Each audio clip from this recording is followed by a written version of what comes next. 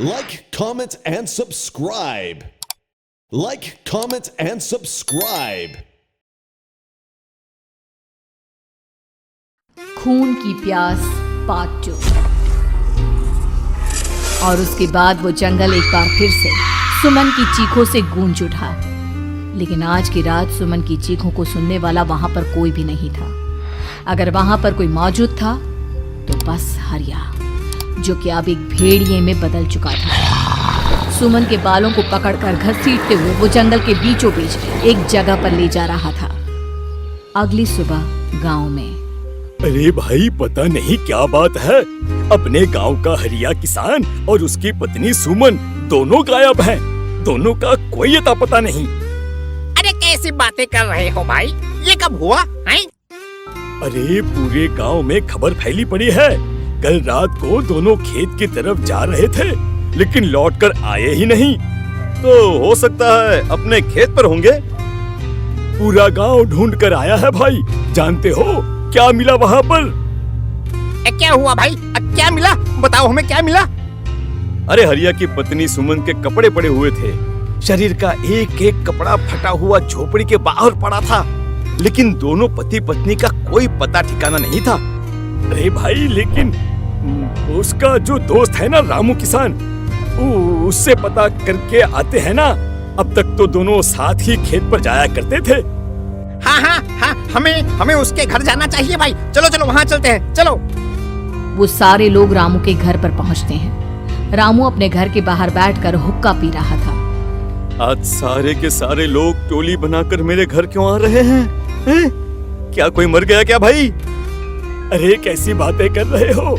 तुम्हारा सबसे अच्छा दोस्त हरिया और उसकी पत्नी गायब है, और तुम यहाँ बैठकर हुक्का पिए जा रहे हो, हैं? रामू ने अजीब सी नजरों से उन सब गांव वालों की तरफ देखा, जिसकी वजह से वो लोग एक बार के लिए डर गए। गायब है? अरे गायब नहीं है, मुक्ति मिल गई है। उन दोनों को मुक्ति मिली है। इस दुनिया में आकर हर इंसान पाप करता है, और उसे उसके पापों के लिए मुक्ति मिलना बहुत जरूरी है। अरे ये कैसी बहकी बहकी बातें कर रहे हो भाई, हैं? और इसका चेहरा अजीब सा क्यों लग रहा है? लगता है दोस्त के मरने का गम बैठ गया है। पागल हो गया है शायद ये पागल। ये बात सुनते ही रामू चीख कर जोर से चिल्लाते हुए कहता है, पागल मैं नहीं हूँ, पागल तुम सब हो, और ये शैतानी जंगल अब तुम में से किसी को नहीं छोड़ने वाला, सबको खा जाएगा। याद रखना मेरी बात। शैतानी जंगल? कैसा शैतानी जंगल? लगता है रामू पागल हो चुका है। हमें यहाँ से चलना चाहिए भाई। चलो। तभी रामू की पत्नी बाहर आती है। नहीं, आप लोग इनकी बात का बुरा मत मानिए। 2 दिन पहले हरिया के साथ खेत पर गए थे। जब से वहाँ से आए हैं तब से ऐसी ही बातें कर रहे हैं। भगवान जाने ऐसा क्या देख लिया उन्होंने, खेत में कुछ भी बड़बड़ाते रहते हैं। लेकिन गांव के लोगों ने कमला की कोई बात नहीं सुनी, और वो सब वहां से चले गए। रात अब धीरे धीरे ढलने लगी थी। तभी अचानक किसी ने धीमी सी आवाज में रामू को पुकारा।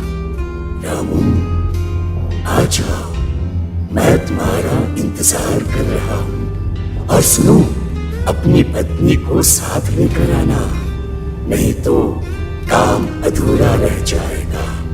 ये आवाज सुनते ही रामू के चेहरे पर शैतानी मुस्कुराहट आ जाती है। वो धीमे कदमों से अपने घर के अंदर आता है। क्या हुआ? तबीयत ठीक है ना अब आपकी? मैं तुझे अपने साथ खेत पर ले जाने आया। चल।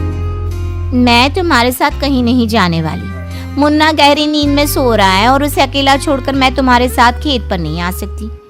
वैसे भी तुम्हारे उन खेतों में भगवान जाने कौन सा राक्षस घूम रहा है, मुझे तो डर लगता है। रामू गुस्से में दांत पीसता अपनी झोपड़ी से बाहर आ जाता है, और कमला गहरी नींद में अपने बच्चे के साथ सो जाती है। तभी अचानक रात को रामू की झोपड़ी के ऊपर एक साया वही गाना गुनगुनाते हुए घूमने लगता है, जो हरिया के मोबाइल में बजा करता था। मैं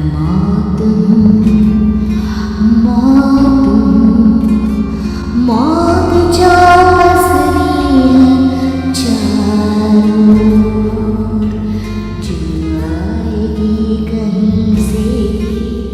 निगल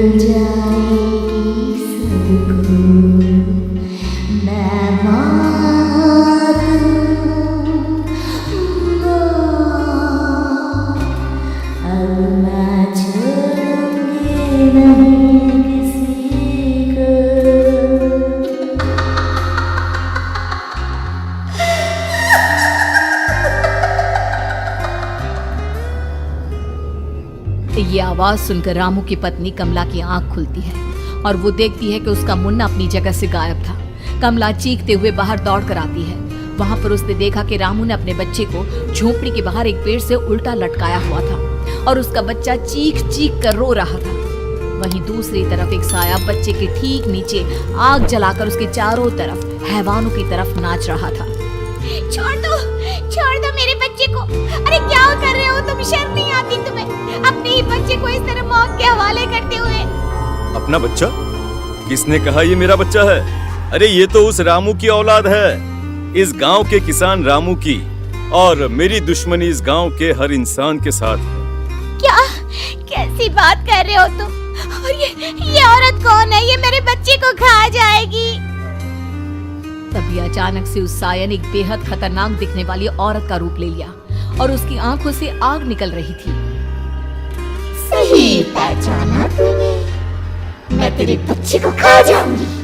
अगर तू अपनी इस हैवान पति रामू के साथ जंगल नहीं आई तो मैं तेरे बच्चे को खा जाऊंगी। लेकिन क्यों?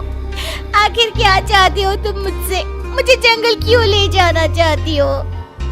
औरत बुरी तरह से ठहाके मार मार कर जोर जोर से हंसने लगी और साथ में रामू भी। ये तो तुझे वहाँ चलने के बाद ही पता चलेगा ना। अगर तू नहीं आई तो थोड़ी देर में तेरा ये बच्चा आग में जलकर मर जाएगा।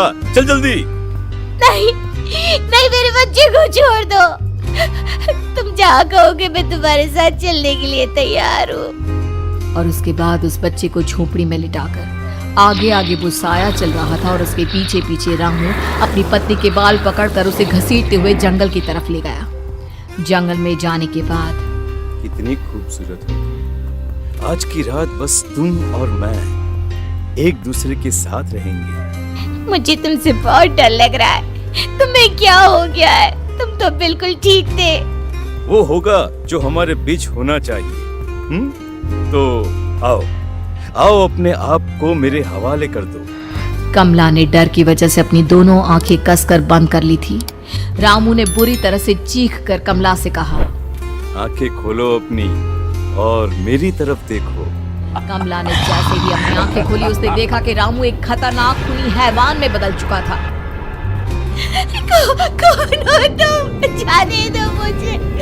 क्या चाहते हो मुझसे? वही जो एक आदमी एक औरत से चाहता है। मैं तुम्हारा पति रामू नहीं बल्कि इस जंगल का एक भेड़िया हूँ और आज की रात तुम्हारे खून से अपनी प्यास बुझा जाऊं। और उसके बाद वो जंगल कमला की दर्दनाक चीखों से गूंज उठा। अगली सुबह कमला के कपड़े भी जंगल में उसी तरह पाए गए जैसे कि सुमन के पाए गए थे। इस घटना के बाद पूरे गांव में दहशत का माहौल था। अपने माँ बाप की मौत और गांव में हो रहे इस तरह की घटनाओं की खबर सुनकर किशन शहर से गांव लौट आया था। अपने माँ बाप की बेदर्द मौत की वजह से वो बहुत परेशान था। तभी अचानक उसे अपने घर में खाट के नीचे पड़ा हुआ वो मोबाइल फोन मिला जो उसने अपने पापा हरिया को गिफ्ट किया था। अरे कितने प्यार से पापा के लिए मोबाइल फोन लेकर आया था। इसे एक दिन भी काम में नहीं ले पाए। और आखिर कौन है जो गांव में इस तरह की हत्याएं कर रहा है?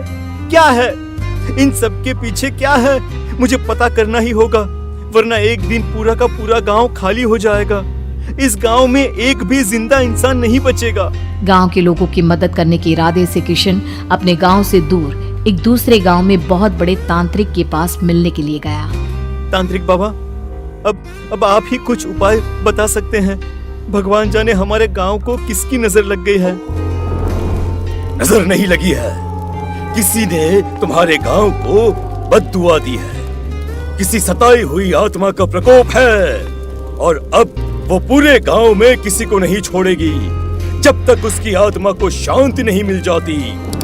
अरे लेकिन ऐसा कौन है बाबा? किसकी आत्मा है और कैसे मिलेगी उसे शांति?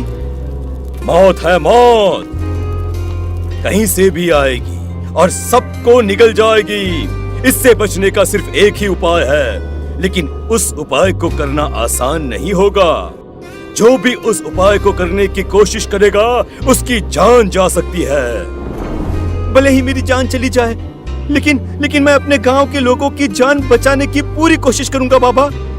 तो ठीक है फिर, अगली अमावस की रात जैसा मैं कहता हूँ वैसा ही करना।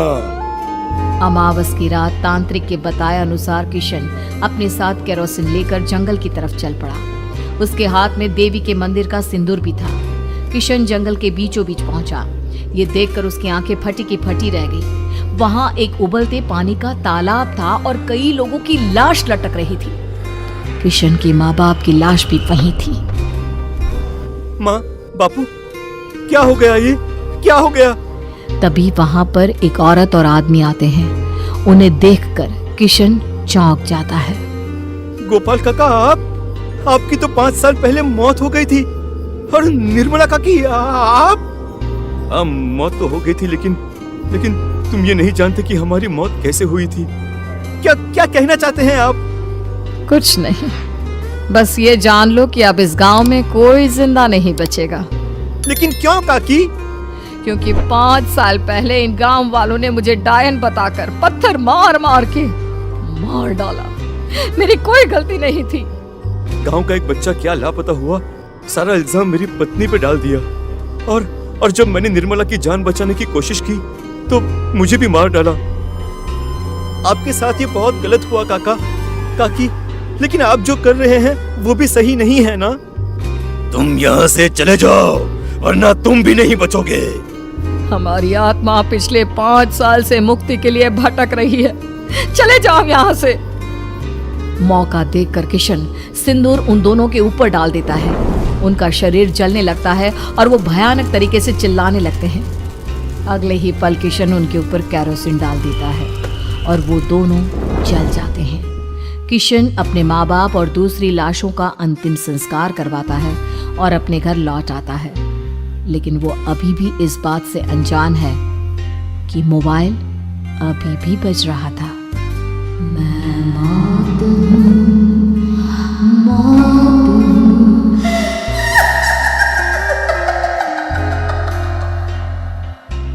Like, comment, and subscribe. Like, comment, and subscribe.